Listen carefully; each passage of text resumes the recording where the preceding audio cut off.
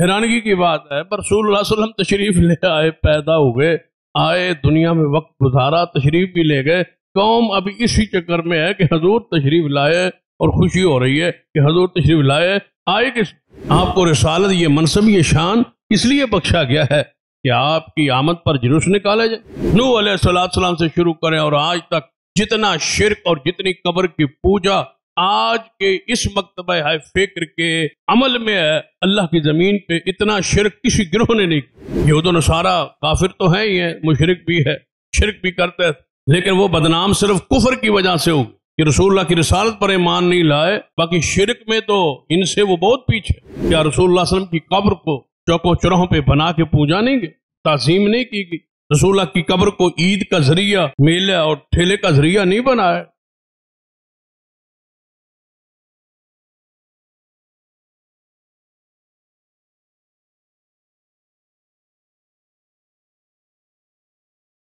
ان الحمد للہ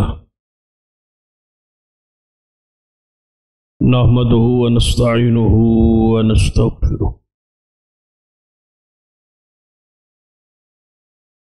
ونعوذ باللہ من شرور انفسنا ومن سیئات اعمالنا من يهد الله فلا مضل له ومن يضلل فلا هادي له أشهد أن لا إله إلا الله وحده لا شريك له وأشهد أن محمدا عبده ورسوله أما بعد فإن خير الحديث كتاب الله وخير الهدي هدي محمد صلى الله عليه وآله وسلم وشر الأمور محدثاتها وكل محدثة بدعة وَكُلَّ بِدْعَةٍ ضَلَالَةٍ أَمَّا بَعْدُ فَأَعُوذُ بِاللَّهِ السَّمِيعِ الْعَلِيمِ مِنَ الشَّيْطَانِ الرَّجِيمِ مِنْ هَمْزِهِ وَنَفْخِهِ وَنَفْثِهِ بسم الله الرحمن الرحيم وَمَا أَرْسَلْنَاكَ إِلَّا كَافَةً لِلنَّاسِ بَشِيرًا وَنَذِيرًا رَبِّ اشْرَحْ لِي صَدْرِي وَيَسِّرْ لِي أَمْرِي وَاحْلُلْ عُقْدَةً مِّن لِّسَانِي يَفْقَهُوا قَوْلِي رَبِّ زِدْنِي عِلْمًا سبحان ربك رب العزة عما يصفون وسلام على المرسلين والحمد للہ رب العالمین۔ حضرات،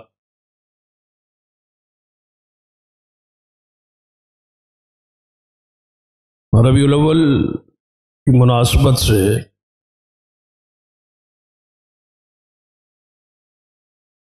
نبی رحمت صلی اللہ علیہ وسلم کی شان، مقام، عزت، عظمت، رفعت اور سیرت کے حوالے سے گزشتہ خطبہ میں کچھ باتیں بیان ہوں۔ اللہ تعالیٰ کے ہاں سب سے بڑا منصب جو ہے وہ منصب رسالت ہے۔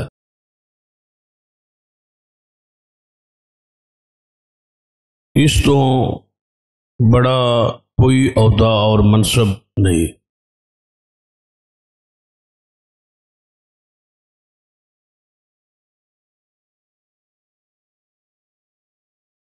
باقی سارے عہدے سے کم ہے۔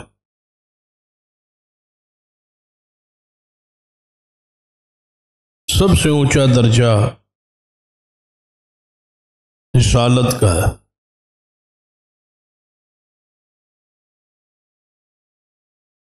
اور رسالت کے لیے چننا اور انتخاب اللہ کا حق ہے، جس کو چاہے منتخب کرے، جس کو چاہے رسالت سے نوازے۔ بہت سارے رسول آئے، لیکن سب سے آخر میں جناب محمد مصطفیٰ صلی اللہ علیہ وسلم تشریف لے آئے۔ آپ اللہ کے رسول ہیں،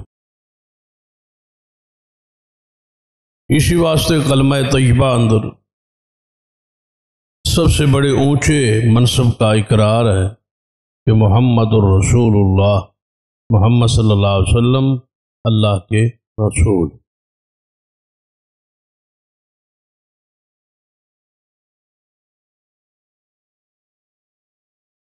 12 ربیع الاول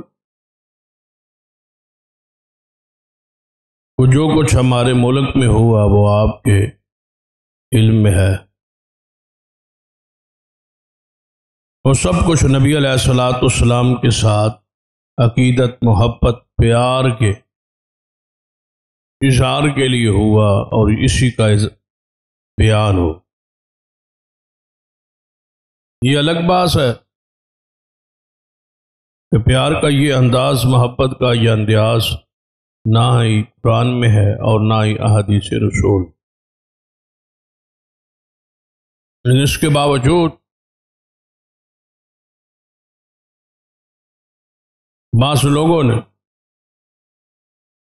اس دن کو منایا اور خوب منایا اور اس کا چرچا کیا، اور جو کچھ ہوا کروڑوں ارب روپے اس پہ خرچ ہوئے۔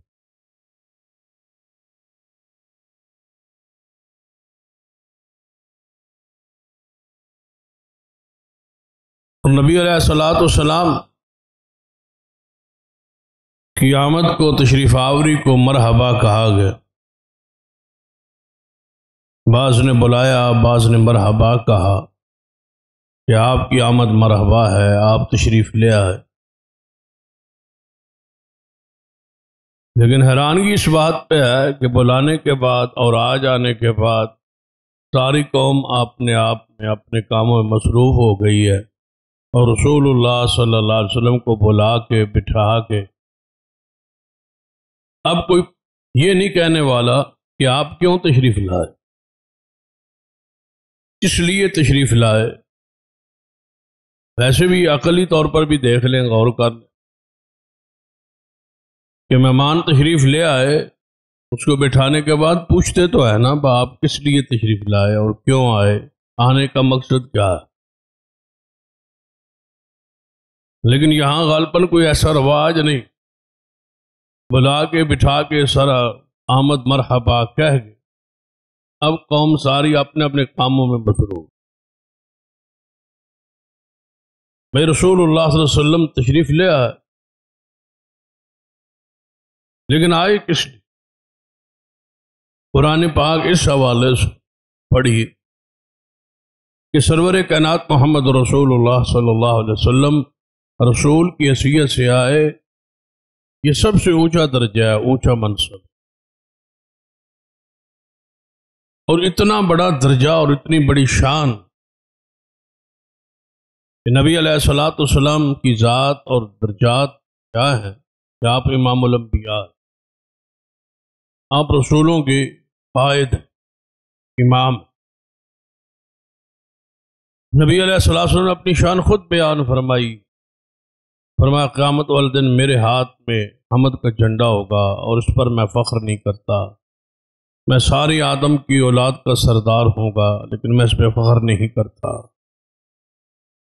میں سارے رسولوں کا قائد ہوں گا لیکن میں اس پہ فخر نہیں کرتا، میں آدم کی ساری اولاد کا سردار ہوں لیکن میں اس پہ فخر نہیں کرتا، قیامت والے دن سارے انبیاء میرے جھنڈے کے نیچے ہوں گے لیکن میں اس پہ فخر نہیں کرتا۔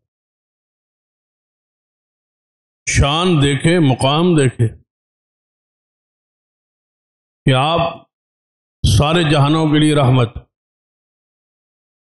فضائل دیکھیں، ورفعنا لک ذکرک کے مقام پر آپ فائز، لیکن کام دیکھ، ذمہ داری دیکھ، ڈیوٹی دیکھ کہ سب سے درجہ اونچا ہے،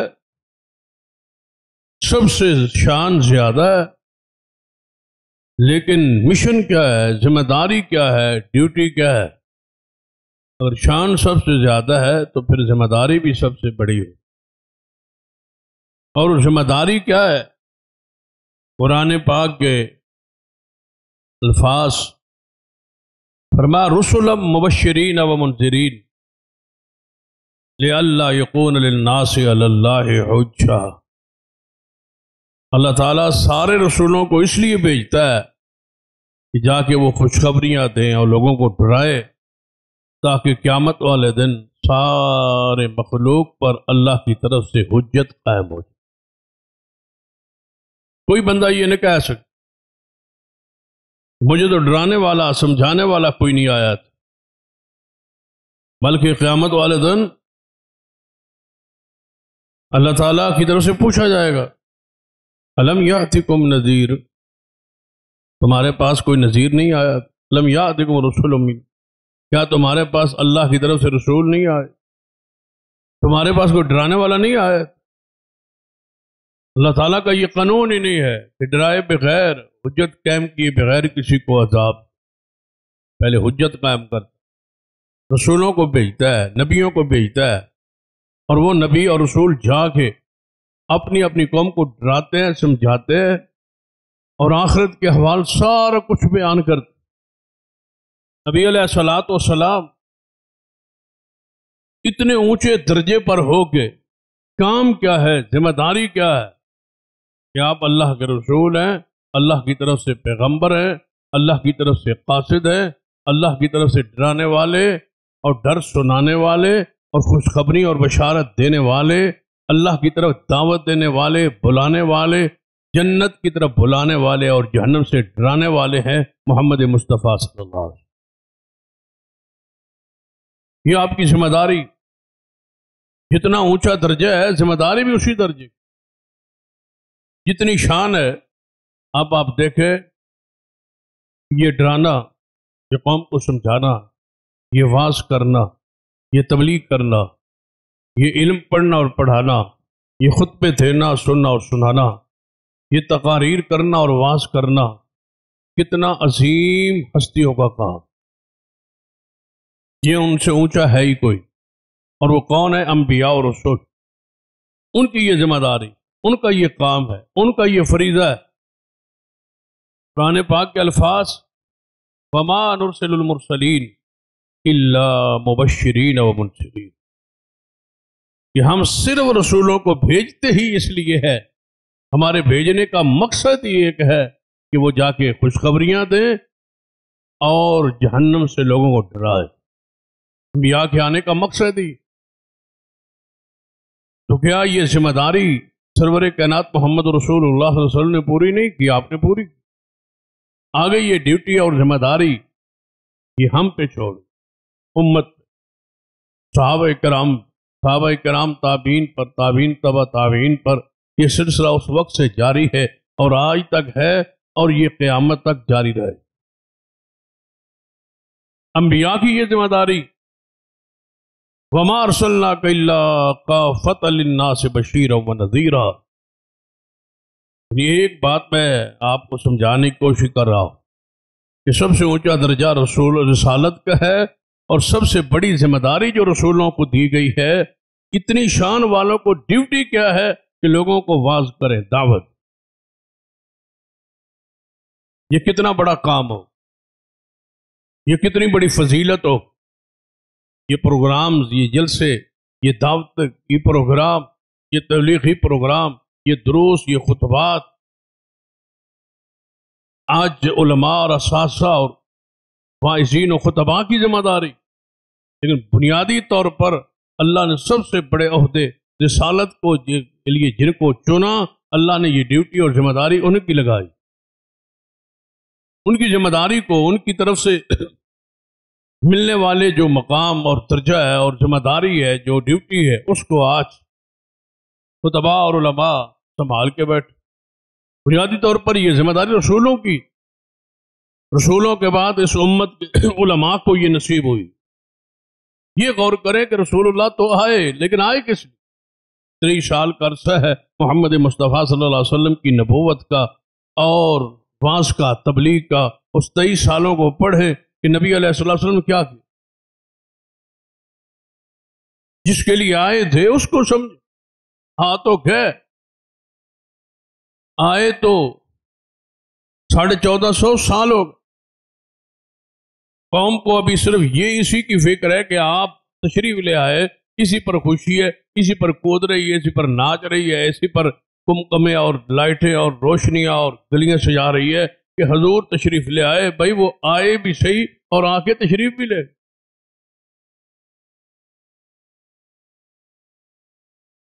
ایک مشہور ہے نا بات، لطیفے کی عطا کی ہوگی، لیکن مشہور ہے، حقیقت بھی ہو سکتی کہ ماہ محرم تھا اور سارا ملک اور علاقے اور راستے بند، تو باہر سے کوئی مہمان ملک میں آیا، جہاز سے اترا اور ٹیکسی پر گاڑی پر سوار، وہ جس راستے سے جاتا وہ راستہ بند، ادھر سے گاڑی گھماتا دوسری طرف تو پھر راستہ بند۔ وہ حیران ہوا، پریشان ہوا کہ ملک کے بارے میں بہت کچھ سنا تھا اور دیکھنے کے لیے میں آ گیا ہوں، جس طرف جاتا ہوں راستے ہی بند۔ تو اس نے پوچھ لیا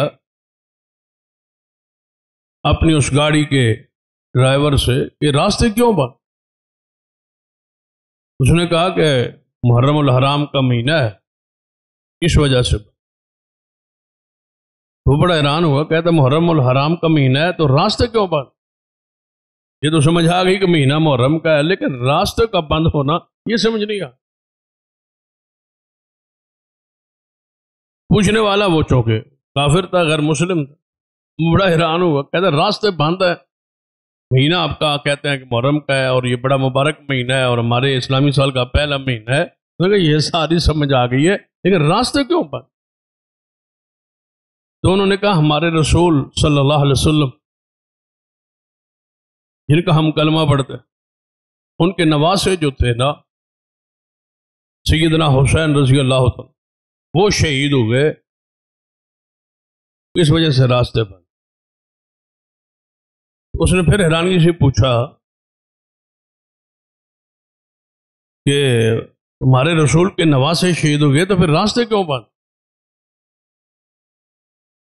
انہوں نے کہا بھائی ہمارے نبی تھے اور ہمارے رسول تھے اور ان کے نواسے شہید ہو گئے تو راستے، وہ شہید ہو گئے اور راستے بند۔ اس نے بڑی حیرانگی سے پوچھا کہ یہ واقعہ کب ہوا؟ اس نے سمجھا وہ کل کہیں یہاں پاکستان میں کوئی مسئلہ بن گیا، یہ کب ہوا؟ تو انہوں نے کہا بھائی 1400 سال ہو گئے۔ 1400 سال ہو گئے، یہ اس وقت کے راستے بند؟ انہوں نے کہا نہیں، راستے تو یہ کل 9-10 محرم ہے، کل کے بعد۔ اس نے کہا اچھا آج کوئی خبر آئی، یعنی آج خبر پہنچی ہے پاکستان میں کہ تمہارے رسول اللہ کے نواسے شہید ہو گئے، یہ کوئی خبر آج پہنچی؟ اس نے کہا نہیں، خبر بھی پرانی ہے، واقعہ بھی پرانا ہے، لیکن ہم ہر سال یہ راستے بند۔ حیرانگی کی بات ہے، پر رسول اللہ صلی اللہ علیہ وسلم تشریف لے آئے، پیدا ہوئے، آئے دنیا میں، وقت گزارا، تشریف بھی لے گئے، قوم ابھی اسی چکر میں ہے کہ حضور تشریف لائے اور خوشی ہو رہی ہے کہ حضور تشریف لائے، آئے کس؟ نبی علیہ الصلوۃ والسلام نے اپنے 23 سال عرصہ نبوت میں جو کیا ہے اس کے لیے آئے تھے، وہ کیا ہے، وہ کر کے گئے، وہ کیا ہے؟ سارے صحابہ، سارے ہجرت، سارے خطبات، ساری صحبتیں، دکھ تکالیف و پریشانیاں صرف ایک ہی مشن کے لیے تھیں، اور وہ دعوت اللہ، دعوت۔ سرور کائنات محمد رسول اللہ صلی اللہ علیہ وسلم کو کہہ دیا گیا تھا جب نبی علیہ الصلوۃ والسلام پر پہلی وحی آئی، پہلی وحی کے بعد واقعات آپ کے علم میں، پھر نبی علیہ الصلوۃ والسلام کا 6 مہینے کا تقریباً جو عرصہ ہے یہ فترت وحی کا دور ہے، جس میں دوبارہ وحی نہیں آئی، پہلی وحی آئی پھر 6 مہینے دوبارہ وحی نہیں آئی، وحی رکی ہوئی تھی۔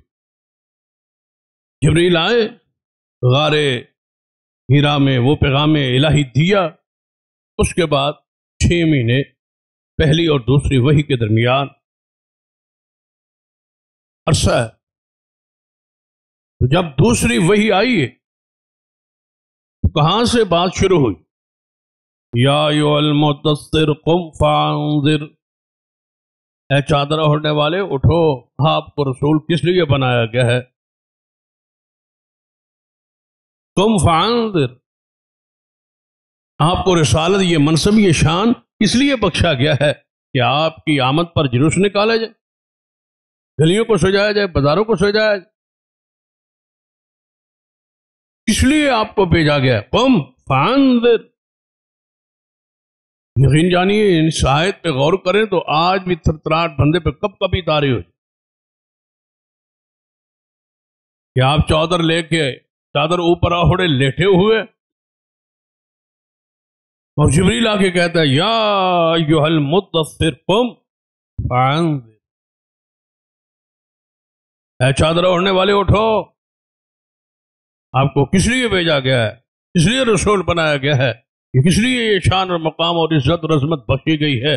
فانذر، اٹھو اور ڈراؤ اس قوم کو، اللہ کے عذاب سے ڈراؤ اس قوم کو، آپ کو وعظ کے لیے، دعوت کے لیے بھیجا گیا ہے، جس کام کے لیے آپ کو بھیجا گیا ہے اٹھیے اور شروع کی۔ پھر اس کے بعد آپ رسول اللہ صلی اللہ علیہ وسلم کی ساری زندگی میں بس وعظ تبلیغ ہی دیکھ، صبر ہو یا حضر ہو، خوشی ہو یا غمی ہو، جہاں بھی کوئی بندہ دیکھا ہے نبی علیہ السلام وعظ اور نصیحت پر، اس کو دعوت پر، دعوت پیش کر۔ یا اللہ کہاں سے شروع کرو؟ حکم تو آ گیا، فانذر، ڈراؤ، وعظ کرو، تبلیغ کرو، کہاں سے کرو، کہاں سے آغاز کرو؟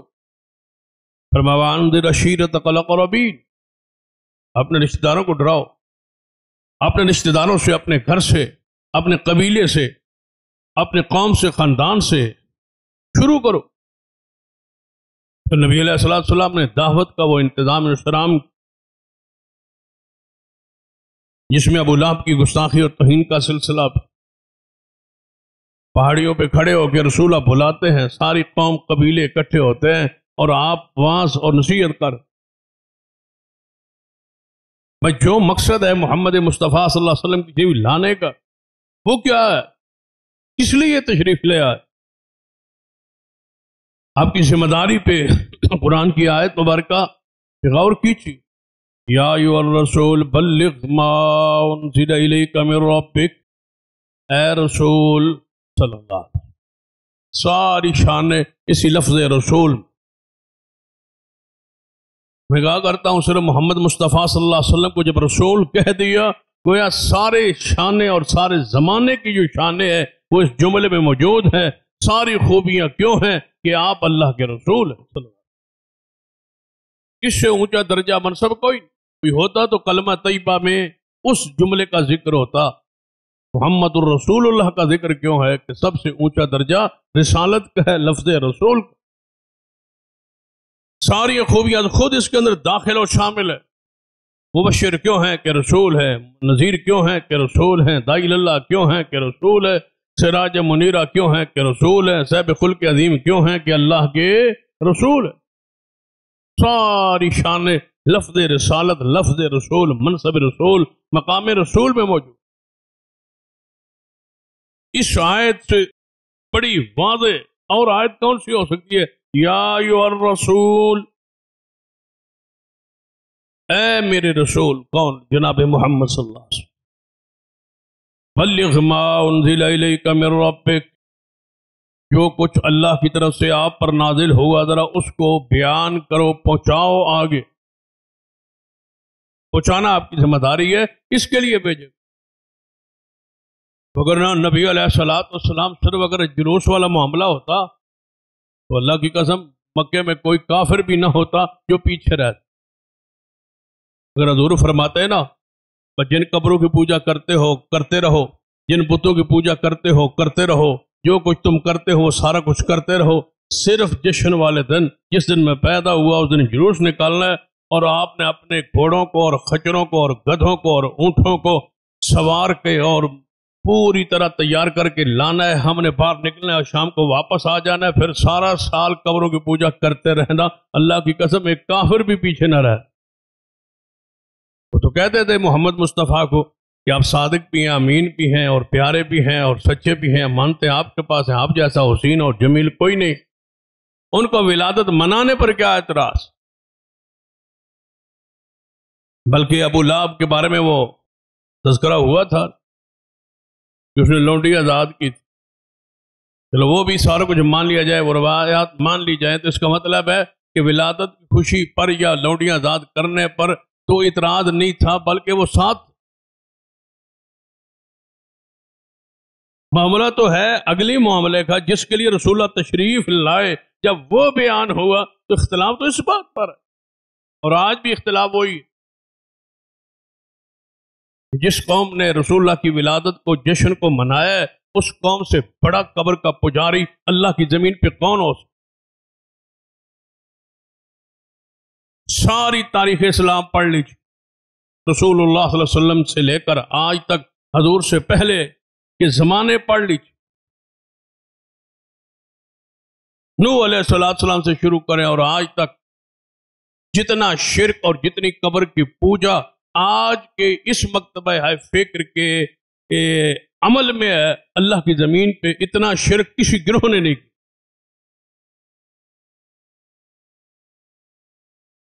یہود و نصارہ کافر تو ہیں ہی ہیں، مشرک بھی ہے، شرک بھی کرتے ہیں،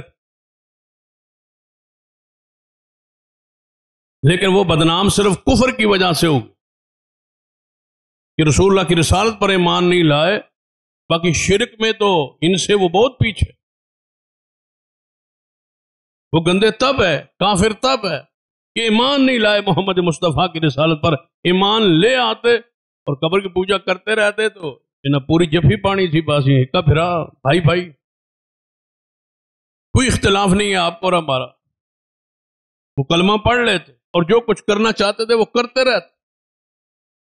اذا مات فیہم الرجل الصالح بنوا علی قبرہ مسجدا، یہ کرتے رہتے۔ اتخذوا قبور انبیاء مساجدا، یہ سب کچھ وہ کرتے رہتے، کلمہ پڑھ کے کرتے رہتے۔ تو یہ ساتھ جرم ان سے یہ ہوا، قصور یہ ہے کہ کلمہ پڑھے بغیر یہ عیسائی یہودی رہنے کے ساتھ ساتھ وہ شرک کرتے اور یہ کلمہ پڑھ کے کرتے۔ کیا رسول اللہ صلی اللہ علیہ وسلم کی قبر کو چوکوں چوراہوں پہ بنا کے پوجا نہیں گئی، تعظیم نہیں کی گئی؟ رسول اللہ کی قبر کو عید کا ذریعہ، میلہ اور ٹھیلے کا ذریعہ نہیں بنایا، جس لیے آپ آئے تھے سراسر اس مشن سے تو آپ بالکل الگ ہیں، ہٹے ہوئے، اور جشن منا کے اور دن یاد کر کے اور منا کے خاموش ہے، پتہ ہی نہیں ہے کہ حضور کو بلایا تھا، حضور تشریف لائے ہیں۔ اب حضور سے پوچھے نا کہ حضور کس لیے آئے، سرکار آ گئے مرحبا کہہ کے پھر اندر دروازے بند کر کے تو نہیں نہ بھیجتا، پھر حضور کو پوچھیندہ اب حضور تشریف لے آئے ہو تے مرحبا تہاڈی آمد تے، لیکن ہن تھن دسو با کس لیے آئے؟ فرمایا یا ایھا الرسول بلغ ما انزل الیک من ربک، اے رسول جو کچھ آپ کی طرف نازل ہوا ہے ذرا اس کو پہنچاؤ آپ۔ اگر آپ نے ایسا نہ کیا، اگلی بات اس پہ ذرا غور کریں، وَإِن لَّمْ تَفْعَلْ فَمَا بَلَّغْتَ رِسَالَتَهُ، اگر آپ نے ایسا نہ کیا، اگر آپ نے جو کچھ آپ کی طرف آیا نہ پہنچایا اور دین کی دعوت نہ دی، فَمَا بَلَّغْتَ رِسَالَتَهُ، آپ نے اپنے رسول ہونے کا حق ادا نہیں۔ رسالت کا مقصد یہ ہے کہ آپ پہنچائیں جو کچھ نازل ہو، پہنچانے پر تکلیفیں آئیں، دکھ آئیں اور آتے ہیں، آج بھی ہیں اور شروع سے لے کر آج تک ہے، اور یہ اللہ کی سنت ہے اور یہ طریقہ رہا ہے شروع سے۔ جب بھی خالص دین کسی نے پہنچایا ہے اس کو مارے پڑیے، اس کو دکھ اٹھانے پڑے، اس کو اپنے اور پرایوں کا غم سہنا پڑا، یہ طریقہ آ رہا۔ لیکن ہو دعوت خالص نہ ہو، بندوں کے لوگوں کے ماتھے کی تیوریاں دیکھ کے حالات کے ساتھ معاملات کے ساتھ چل کے ان کے مطابق واعظ نصیحت کیا، جس مکتبے کے لوگ ہوں، جس ذہن کے لوگ ہوں، جس ذہن کا مجمع ہو، اسی انداز میں بندہ ڈھال، اسی رنگ میں رنگا اپنے آپ کو رنگ کے بیان کر، پھر کس نے ناراض ہو؟ فوتگی کا اجتماع ہے، کل کا اجتماع ہے، 7ویں کا اجتماع ہے، 40ویں کا اجتماع ہے، عرس کا اجتماع ہے، آپ اس میں بیٹھ کے اسی انداز میں گفتگو شروع کر دیں تو کس نے ناراض ہو؟ سب نے خوش ہو کہنا ہے جو بندہ تو لبے ہی نہیں. لیکن اجتماع کوئی ہو، بات وہ ہو جو قرآن اور حدیث کی ہو، دعوت خالص اور کھری اور صاف اور ستھری ہو، پھر دیکھتے ہیں لوگ آپ کو کیسے آپ کو پھول پھینکتے آپ یا پیسے لٹاتے آپ. فما بلغت رسالتا، محمد مصطفیٰ سے بڑا اخلاق والا کون ہو سکتا ہے؟ وہ خالص دین بیان کریں تو لوگ پتھر پھینکیں، اور آپ خالص دین بیان کریں تو لوگ پھول پھینکیں. کچھ معاملہ گڑبڑ تو ہے، وہ گڑبڑ آپ میں کہ آپ نے لوگوں کے حالات کو دیکھ کے اور واقعات کو دیکھ کے پھر یہ فیصلہ کیا کہ میں کیا بیان. میرے محبوب آپ بیان کریں، لوگ مخالفت کریں گے لیکن ہوگا کہ واللہ یعصمک من الناس، بس آپ نے ڈرنا نہیں ہے، لوگوں سے بچانا یہ ہماری ذمہ داری. ابھی آپ اکیلے ہیں، صحابہ ساتھ نہیں، آپ کم میں ہیں، تعداد میں کم ہے، قلیل ہیں، تھوڑے ہیں، وہ زیادہ ہے، سب کچھ ان کے پاس ہے، آپ کے پاس کچھ نہیں ہے. بیان کریں، بچائیں گے ہم. پھر نبی علیہ السلام کے ساتھ جو اللہ نے وعدہ کیا پورا کیا. 17 مرتبہ حملے ہوئے مصطفیٰ پر شہید کرنے کے لیے، اللہ نے ہر حملے میں محمد مصطفیٰ کو محفوظ رکھا. انہوں نے پروگرام بنایا، اللہ خیر الماکرین، اللہ نے بھی پروگرام بنا. انہوں نے بڑے بڑے تدبیریں کی ہیں. رسول اللہ فرماتا ہے ہم نے بھی تدبیریں کی. ہم سے بہتر تدبیر کرنے والا کون ہو؟ وہ مارنے آتے تھے، ہم بچا کے محمد مصطفیٰ کو لے جاتے. 17 مرتبہ حملے ہوئے، ہر حملے میں اللہ نے مصطفیٰ کو محفوظ رکھا ہے. اللہ کا یہ وعدہ. پھر اتنے آپ نے اعلان کیا میرے صحابہ جاؤ، جو میرے بار حفاظت کے لیے کھڑے ہو، تمہاری بھی ضرورت نہیں ہے، اللہ نے مجھے ذمہ داری خود اٹھا لی ہے کہ اللہ مجھے بچائے. یا ایھا الرسول بلغ ما انزل الیک من ربک، بھئی رسول اللہ آئے تو کس لیے؟ بس اسی چیز پہ غور کرے کہ سب سے اونچا درجہ لے کے آئے، لیکن کام کیا کرنا؟ حضور علیہ السلام کی شان کو، مقام کو، حسن کو، جمال کو پڑھیں تو بتائیں کہ ایسی ہستی جس کے بارے انس بن مالک فرماتے ہیں، انس بن مالک رضی اللہ تعالیٰ فرماتے ہیں میں رسول اللہ صلی اللہ علیہ وسلم کے ہاتھ رکھا تو اللہ کی قسم اتنا کوئی ریشم نرم نہیں جتنی محمد مصطفیٰ کی ہتھیلی نرم. بتائیں ایسی ہستی پر کچھ سنبھال کے تو رکھنا ہوتا، ایسی ہستی کو تو بٹھا کے رکھ جن کا حسن اور جمال اتنا ہو کہ دیکھنے سے بھوک اتر جائے، تھکاوٹ ختم ہو جائے. صحابہ کرام آنکھ بھر کے رسول اللہ صلی اللہ علیہ وسلم کے حسن کا روب، چہرے کا روب، روحانیت اور روب اس قدر تھا کہ آنکھ بھر کے دیکھنا چند لمحات وہ برداشت نہیں کرتے تھے. رسول اللہ کو دیکھا آنکھیں جھکا لے. حسن پر اتفاق ہے کہ محمد مصطفیٰ جیسا حسین اللہ کی مخلوق میں کوئی. تو ایسی ہستی کو تو سنبھال کے رکھتے ہیں بھائی، ایسی ہستی کی تو پیروں پر مٹی نہیں لگنے دیتے. لیکن وہ کون سا دکھ ہے جو محمد مصطفیٰ صلی اللہ علیہ وسلم پر نہیں آیا؟ سب سے اونچا درجہ دے کے اور سب سے زیادہ حسن دے کے اللہ نے سب سے بڑی ذمہ داری جو لگائی ہے وہ دعوت دین کی ہے کہ دین بیان کرو. کس لیے یہ قرآن، کس لیے نبوت دی آپ کو؟ تبارک الذی نزل الفرقان علی عبدہ لیکون للعالمین نذیرا. اے محمد مصطفیٰ آپ پر قرآن نازل کیا ہے اس لیے کہ آپ سارے جہانوں کے لیے ڈرانے والے بن جائیں. ڈرائیں اس کو. فذکر انما انت مذکر، نصیحت کریں آپ مذکر ہے، نصیحت کرنے والے. یہ شان، یہ مقام، یہ ذمہ داری ہے. آپ ادعو الی سبیل ربک بالحکمہ والموعظۃ الحسنہ. میرے محبوب حکمت کے ساتھ اور اچھے واعظ کے ساتھ لوگوں کو اللہ کی طرف بلائی. لوگوں نے اس کا بہت نرم معنی کی.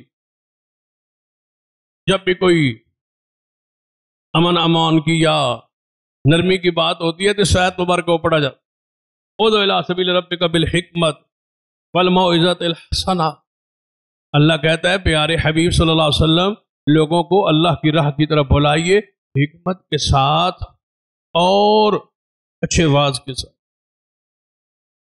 اب معنی کیا ہوتا ہے کہ حکمت کے ساتھ، تنائی کے ساتھ، میٹھی میٹھی باتیں کر کے، نرم نرم باتیں کر کے، اچھے سے واقعات سنا کے لوگوں کو سمجھائی. یہ وہ معنی ہے. ہر بندے کی خواہش ہوتی ہے نا چاہتے جو اس کا مرضی کا معنی چڑھا ہے. اس کا معنی یہ نہیں ہو سکتا ادع الی سبیل ربک بالحکمہ، اے معبود لوگوں کو اللہ کی طرف بلائیے. محمد مصطفیٰ صلی اللہ علیہ وسلم کا حکم ہو رہا ہے کہ بلائیے لوگوں کو حکمت کے ساتھ. کا مطلب کیا ہے؟ سنت کے ساتھ، دلیل کے ساتھ. والموعظۃ الحسنہ، اچھا واز. اچھا واز حسنہ. حسنہ کیا مراد؟ حسنہ سے کیا مراد ہے بھائی؟ لقد کان لکم فی رسول اللہ اسوۃ حسنہ. قرآن خود اپنے آپ تشریح کر رہا ہے. لوگ سمجھتے ہیں کہ بدعت کے ساتھ بلائیں، قصوں کے ساتھ بلائیں. اس کا معنی کیا کیا ہے؟ ایک میں عالم کا کلپ سن رہا تھا. اس نے کہا بھائی لوگ گرجا گھر تھا اور وہاں غیر مسلم عیسائی جو ہیں وہ پوجا کے لیے، عبادت کے لیے ہزاروں کی تعداد میں جا رہے. راستے میں ایک صوفی تھے، بزرگ تھے، وہ بانسری لے کے آ کے بیٹھ گئے اور بانسری بجانا شروع کر دی. لوگوں نے ادھر جانا چھوڑ دیا، بانسری سننا شروع کر دی. وہ مولوی قرآن سے مسلمان نہیں کر سکے جو بزرگوں نے بانسری کے ساتھ مسلمان کیا اور پھر بانسری بجا کے وہ تقریر میں سنا رہا. تو پھر ساتھ یہ آیت پڑھتا ہے ادع الی سبیل ربک بالحکمہ والموعظۃ الحسنہ. اس کا معنی کیا ہوگا کہ لوگوں کو اللہ کی طرف بلاؤ بانسری کے ساتھ. والموعظۃ الحسنہ. بھائی وہ کیوں معنی نہیں کرتے جو قرآن کر رہا ہے کہ اس قوم کو بلاؤ اللہ کی راہ کی طرف سنت کے ساتھ، سنت کے ساتھ، محمد مصطفیٰ کے طریقے کے ساتھ، اللہ کی وحی کے ساتھ، قرآن کے ساتھ، سنت کے ساتھ، دین کے ساتھ، برہان کے ساتھ لوگوں کو دعوت کے دو، دین کی طرف بولو. ڈراؤ اس قوم کو جہنم کے عذاب سے، بشارتیں دو جنت. اللہ تو یہ کہہ رہا ہے. چند سال پہلے ایک کلپ ایک مولوی کا مشہور ہوا تھا نا کہ تواڈے مولوی قرآن پڑھ کے نہیں لوگوں نے مسلمان کیتا، جڑے ساڈے بزرگاں ڈھول کھڑکا کے مسلمان. وہ کہتے ہیں ڈھول کھڑکاؤ لوگ مسلمان. اور اس سے 2 سال پہلے ہمارے سرگودا سے پیر سیال کا وہ کلپ مشہور ہوا تھا، آج بھی نیٹ پر موجود. پیر بزرگ فوت ہو گئے، پیر حمید الدین صاحب سیال. وہ حکمت کے ساتھ وہ فرماتے ہیں کہ قیامت کا ہمارے بزرگوں نے یعنی اپنے پیر صاحب کا قمر الدین سیالوی صاحب کا ذکر کر رہے فرماتے ہیں انہوں نے خواب میں دیکھا کہ رسول اللہ صلی اللہ علیہ وسلم یعنی پیر قمر الدین سیالوی صاحب نے خواب میں دیکھا کہ رسول اللہ قیامت کا دن آ گیا ہے اور رسول اللہ صلی اللہ علیہ وسلم جہنم سے لوگوں کو بخشوا کے نکال کے لا رہے ہیں اور آگے آگے حضور آ رہے ہیں، آگے آگے ڈھول بجتے آ رہے، ڈھول کھڑکتے آ رہے. پھر نال آندا ہے ایک ڈھول نہیں کئی ڈھول کھڑکتے آ رہے، تشریح بھی پہ کرتا ہے، ایک ڈھول نہیں کئی ڈھول کھڑکتے آ رہے.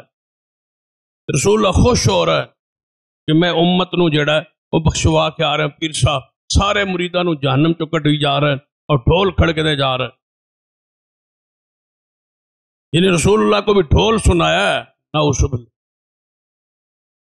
جبکہ رسول اللہ کی حدیث ہے کہ اللہ نے مجھے بھیجا ہے میں ڈھول کو جا کے توڑ کے رکھ دوں. رسول اللہ نے فرمایا اس کو کوبا کہا جاتا ہے، فرمایا کوبا کو ڈھول کو توڑنے کے لیے میں آیا ہوں، موسیقی کے آلات یہ ڈھول مجھے توڑنے کے لیے اللہ نے بھیجا ہے.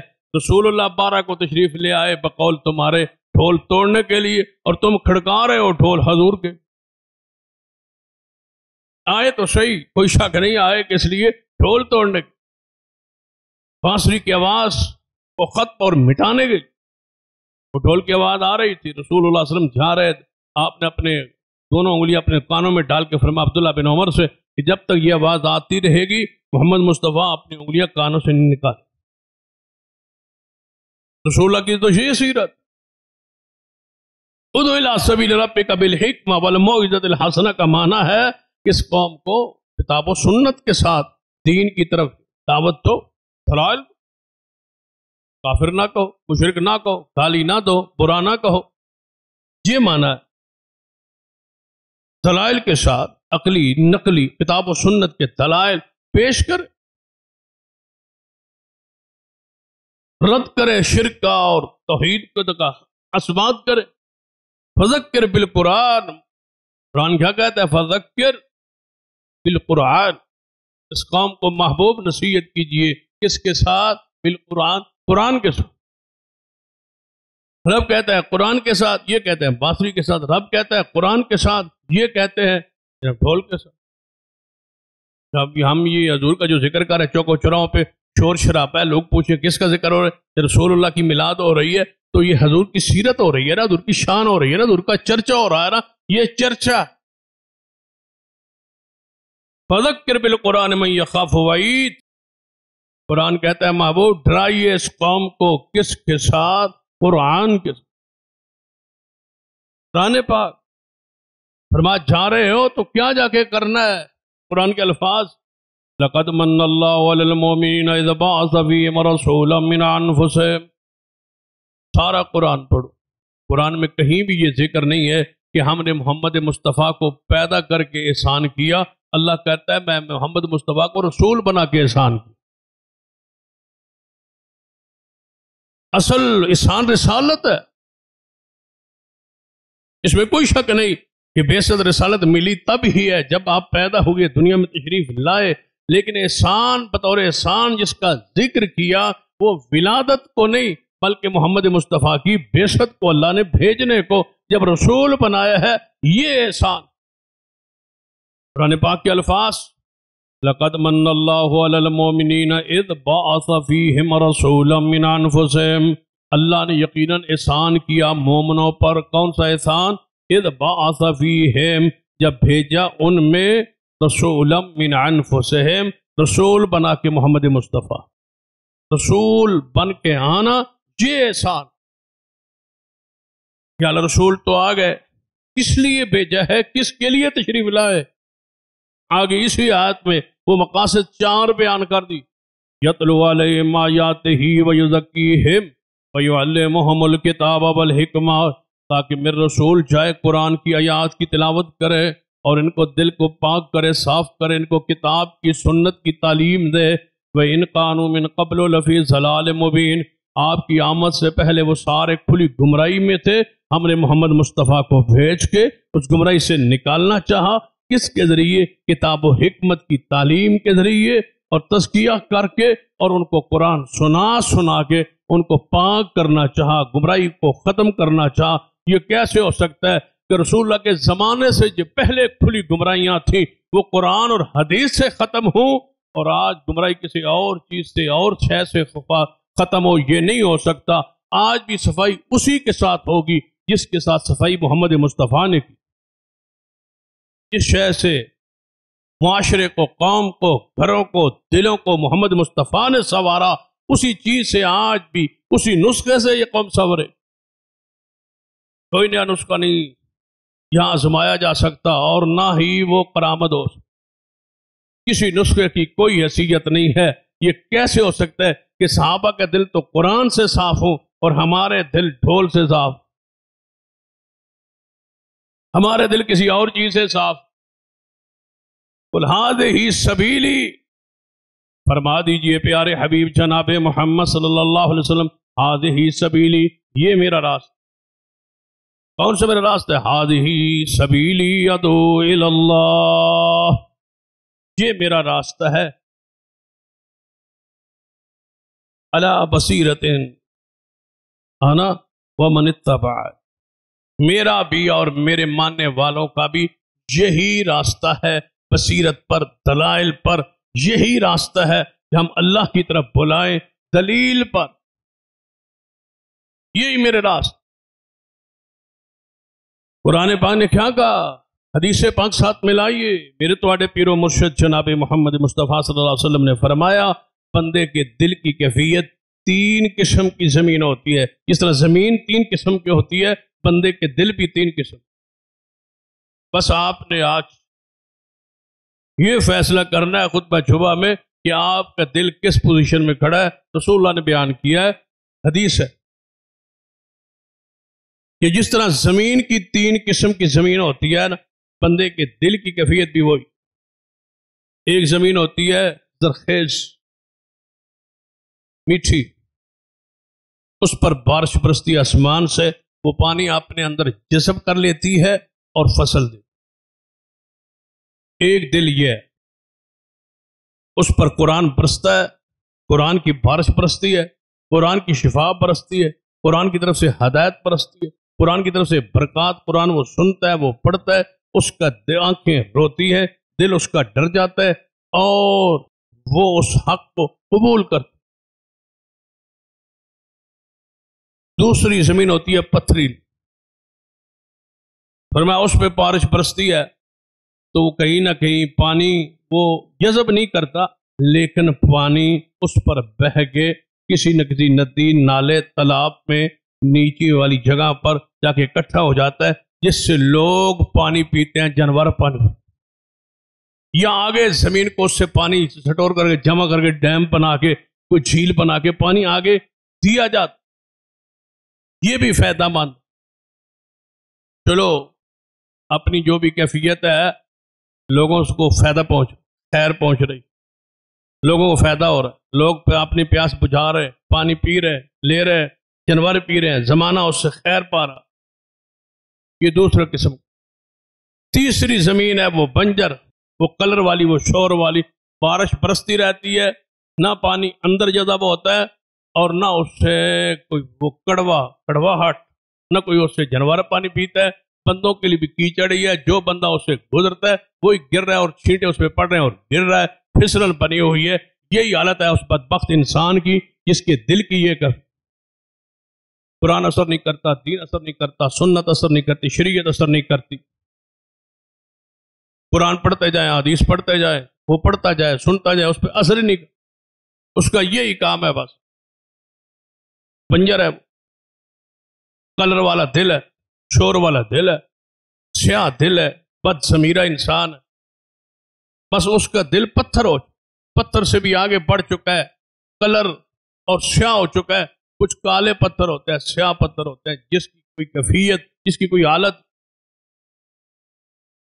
نماز پڑھتا ہے اثر نہیں کرتا، قرآن سنتا ہے اثر نہیں کرتا، تلاوت کرتا ہے اثر نہیں کرتا، تلاوت سنتا ہے اثر نہیں کرتا، سب کچھ کرتا ہے اثر ہی کو نہیں ہوتا. وہی گناہ، وہی غیبت، وہی چغلی، وہی فحشی، وہی بے حیائی، وہی بد کرداری، وہی زبان کی بواسیر. میں کہا کرتا ہوں ایک تو بواسیر ہوتی ہے نا، دوسری بواسیر بندے کو زبان کی. سب سے بری بواسیر زبان کی ہے. جب یہ لگ جائے بندہ چپ نہیں کرتا، اس سے گند نکلتا رہتا ہے، پیپ نکلتی رہتی ہے، گند منہ سے نکلتا ہی رہتا ہے، گرتا ہی رہتا ہے. لوگ آس پاس بیٹھ کے بدبو اور اکتاہٹ محسوس کرتے رہتے ہیں، لیکن اس سے گند نکلتا رہتا ہے، نیچے گر رہا ہے گند. غیبت کیا ہے؟ پیپ ہے، گند. گناہ ہے، وہ گوشت ہے بھائی، وہ نکل رہا ہے. آس پاس بندے جو بیٹھے ہیں وہ مطمئن نہیں ہے، وہ راضی نہیں ہے، وہ خوش نہیں ہے، وہ بدبو محسوس کر رہے ہیں، لیکن وہ خوش ہو رہے ہیں. اس کے منہ سے چلو پیپ جب تک نہیں نکلے گی اینو سکون نہیں آنا، انہیں چوپ نہیں کرنا، اینو راتی نیند نہیں، اینو گند کٹن دیو تھوڑا جا، یہ پیپ باہر آن دیو. پیپ باہر آئے گی تو سکون آئے. تو جب تک پھوڑے میں پیپ ہو راتی سکون آندا ہے، چیختا ہے بندہ، چلاندا ہے. تو جدوں وہ پیپ نکل جائے پھر بندہ سکھ دا سوندا. یہ جی پیپ ہے نا منہ والی، یہ جدوں نکلے نہیں بندے نیند نہیں ہے. یہ منہ کا گند ہے، بواسیر ہے، دل کا غبار ہے، دل کا ابھال ہے. یہ 3 قسم کی زمین ہے جس کو محمد مصطفیٰ نے بیان کیا ہے. فیصلہ آپ نے کرنا ہے کہ آپ کی زمین کس لیول کی ہے، کس طرح کی ہے. اگر تو قرآن اثر کر رہا، اللہ کا شکر ہے، لوگ آپ سے فیض پا رہے ہیں، اچھائی لے رہے ہیں، خیر لے رہے ہیں، بھلائی رہے ہیں، نیکی لے رہے ہیں، تو اللہ کی رحمت. اگر لوگ آپ سے برائی لے رہے ہیں، غیبت لے رہے ہیں، چغلی لے رہے ہیں، گناہ لے رہے ہیں، فحاشی لے رہے ہیں، بے حیائی لے رہے ہیں، سوائے جناب گند کے کچھ بھی نہیں لے رہے، تو اپنی زمین پر، اپنے گناہوں پر، اپنی حالت پر، اپنی کیفیت پر، اپنی پکڑ پر اور اپنی گرفت پر روئے کہ آپ کسی گناہ کی گرفت میں آ۔ سرور کائنات محمد رسول اللہ صلی اللہ علیہ وسلم کی سیرت کو پڑھیں اس حوالے سے کہ آپ دائی کی حیثیت سے تھے، قرآن نے آپ کو یہ ذات بخشا ہے، شان بخشی ہے۔ یا ایھا النبی انا ارسلناک شاہدا ومبشرا ونذیرا وداعیا الی اللہ باذنہ وسراجا منیرا۔ اے میرے پیارے حبیب جناب محمد مصطفیٰ صلی اللہ علیہ وآلہ وسلم، ہم نے بھیجا آپ کو شاہد بنا کے، مبشر بنا کے، نذیر بنا کے۔ یہ ساری صفات کا تعلق محمد مصطفیٰ کی ذات کے ساتھ ساتھ لوگوں کے ساتھ تعلق جڑا ہوا ہے۔ شاہد کس کے لیے؟ لوگوں کے لیے۔ مبشر کس کے لیے؟ عوام الناس کے لیے۔ نذیر کس کے لیے؟ عوام الناس کے لیے۔ وداعیا الی اللہ باذنہ وسراجا منیرا، اور ہر وقت اللہ کی طرف بلانے والے کون؟ جناب محمد صلی اللہ علیہ وسلم۔ یہ اہل ایمان کا کام۔ آج یہ ذمہ داری علماء کی، خطباء کی، واعظین۔ کبھی آپ اس لحاظ سے سوچیں کہ پاکستان میں اپنے ملک کے حوالے سے سوچ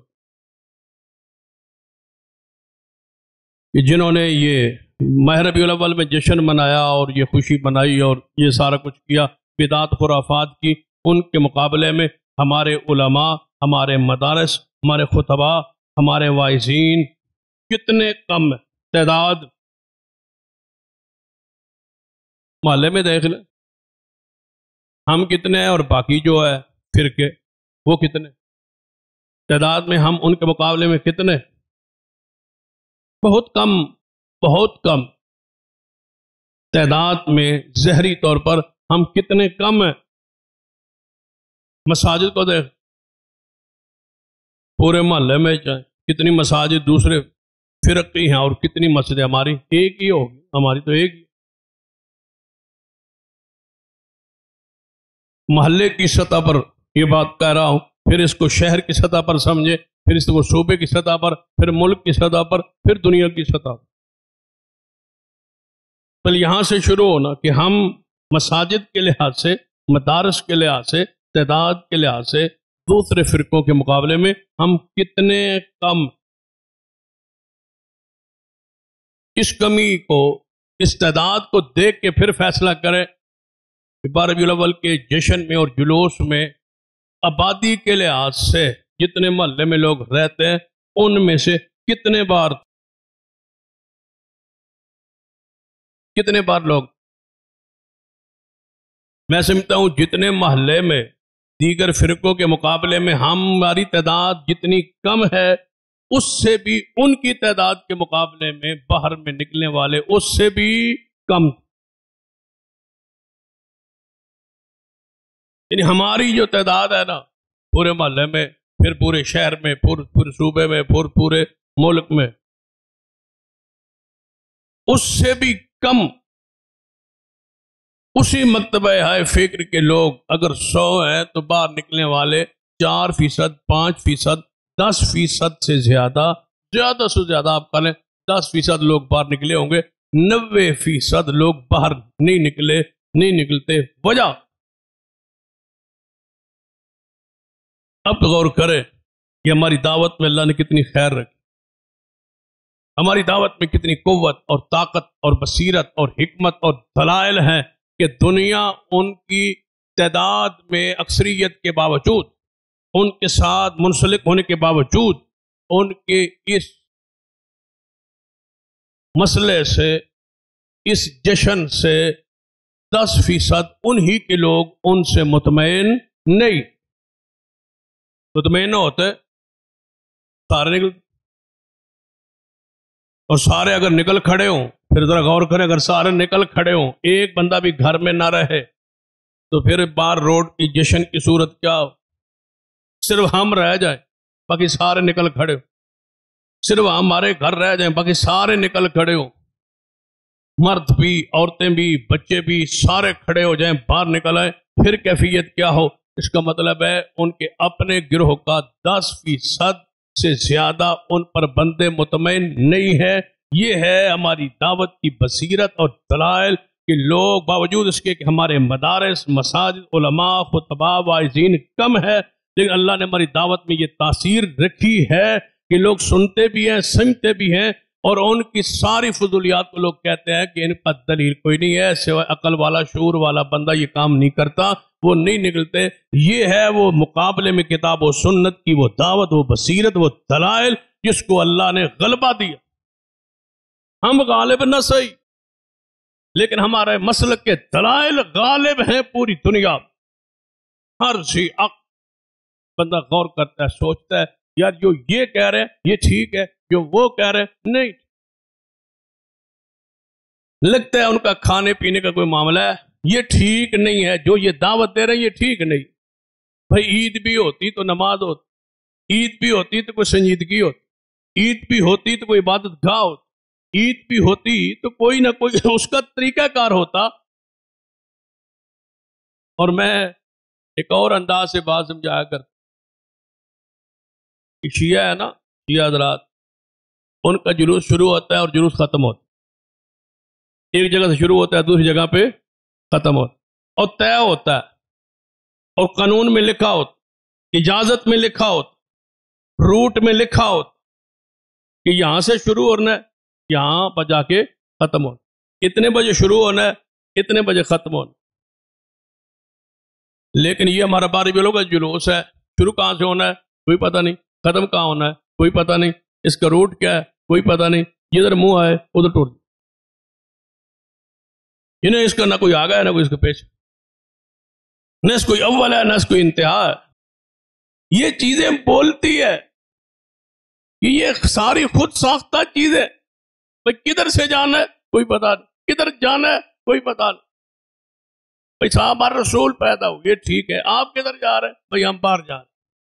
کہاں جانا ہے؟ ہم نے بازار جانا ہے۔ کہاں تک جانا ہے کوئی پتہ نہیں، کہاں ختم ہوگا کوئی پتہ نہیں، کب ختم ہوگا کوئی پتہ نہیں۔ کوئی ایسی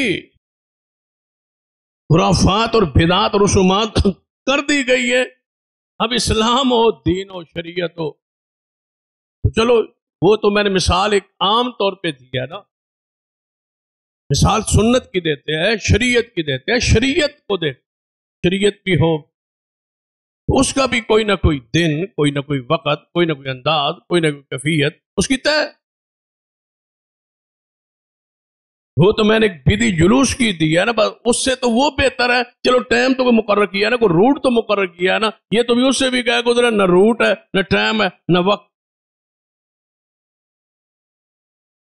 تو شریعت کا اگر شریعت ہوتی تو پھر ساری چیزیں طے، یعنی انہوں نے قانون میں اپنی چیزیں طے کروا لی، یہ قانون میں بھی نہیں طے کروا سکے، شریعت میں تو ان کی بھی طے نہیں ہے، ان کی بھی۔